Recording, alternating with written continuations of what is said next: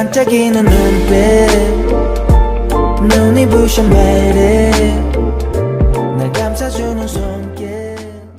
Hello, this is the Genetic Testing Center. I am here to inform you, our client, about the result of the genetic test you inquired about. However, there is something strange. Besides your genes, we have also found genes from another person. That person is Jinayong. Today, I will tell you how Chae Woo Ri and Jin Soo Ji discovered Jinayong past crimes and sent her to prison. One day, Hanjinte and Jinayong were frozen in shock when they saw Chae Woo Ri wearing an old necktie pin that belonged to Hanjinte. It was as if all their past misdeeds came rushing back to them in that moment. The necktie pin was a crucial piece of evidence that could prove the fatal crime they had been trying to hide, and now that it was in the hands of Jin Soo Ji and Chae Woo Ri, it filled them with terror. Jinayong thought to herself, how did that necktie pin end up in their hands? Jin Soo Ji tried desperately to control her expression, but her hands were already trembling slightly, and Hanjinte also had a noticeable look of confusion in his eyes. Jin Soo Ji's plan was to accurately predict their reactions, as she already suspected her younger sister Jinayong and Hanjinte as the culprits, and she wanted to turn that suspicion into certainty. She persuaded her husband Chae Woo Ri to wear the necktie pin to change her suspicion into conviction. Would you like to try this necktie pin? It looks very nice, Jin Soo Ji said naturally as she handed the necktie pin to Chae Woo Ri. From that moment on, everything was going according to plan. Jin Soo Ji's prediction was correct. Jinayong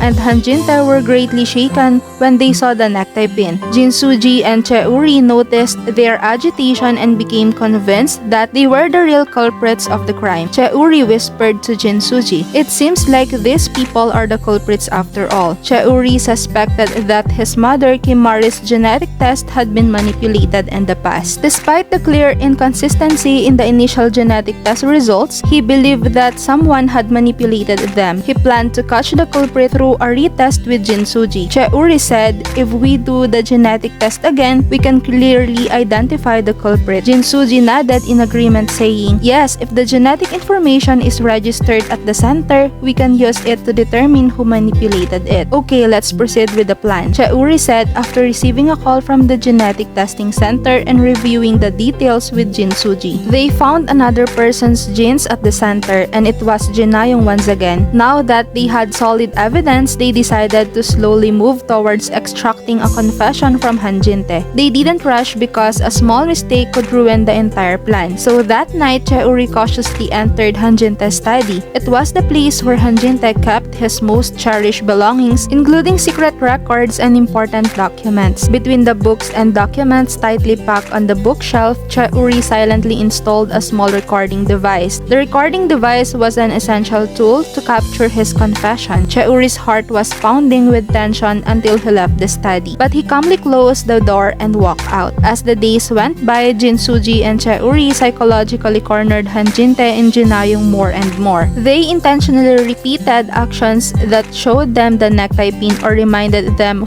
of their past actions. As a result, Jinayong and Hanjinte began to engulf in anxiety. They tried to appear unaffected on their surface, but their expressions gradually hardened. Jin Soo Ji smiled inwardly as she observed their reactions. The plan was progressing smoothly. One day, Chae Woo Ri and Jin Soo Ji deliberately discussed the necktie pin in front of Jinayong and Hanjinte. "Isn't this necktie pin unique? Where did you get it?" Chae Woo Ri said loudly on purpose. Jinayong's face immediately stiffened upon hearing those words. She clenched her fist and looked away. Jin Soo Ji, who captured that moment, intentionally spoke to her. "You don't look good. Is something wrong?" Jin Soo Ji asked casually. Jinayong forced a smile and replied, "No, I'm just a bit tired." But her true feelings were different. Chae Woo Ri and Jin Soo Ji wondered how much Jinayong and Hanjinte knew and what they should do now. Jinayong was consumed by fear, constantly thinking and becoming more and more afraid. Her fear grew deeper over time and it began to manifest in her actions. Hanjinte too intentionally acted confidently, but he couldn't bear the pressure, especially with Han Yeon-sung involved. They definitely suspect something. "Shut up, Nayong. Don't say unnecessary things. You've become too sensitive," Hanjinte replied with an irritated voice, but there was a hint of wavering in his tone, unlike his usual self. Chae Woo Ri and Jin Soo Ji silently felt that their plan was approaching success as they observed the situation. conversation. Eventually, the tension between Jinayong and Hanjinte exploded. That day, an argument started in the study. Unlike usual, Jinayong couldn't bear it anymore and shouted at Hanjinte, "It's all your fault, Dad.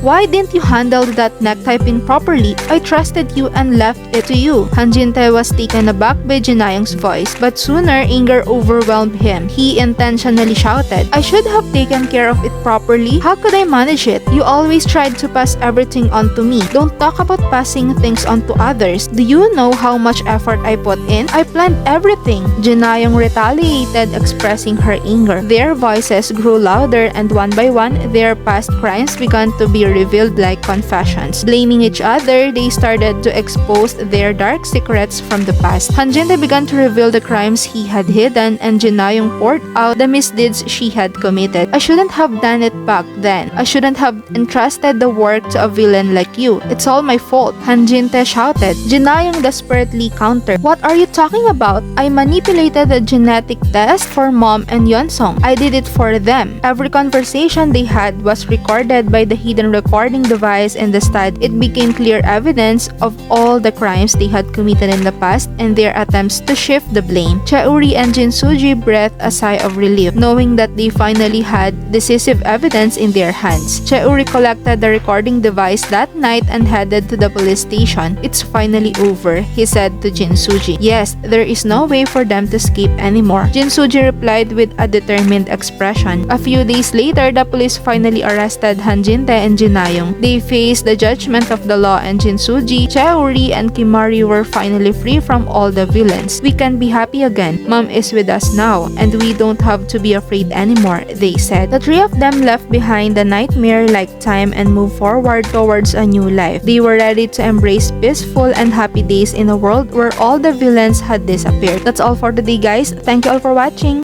'Cause you are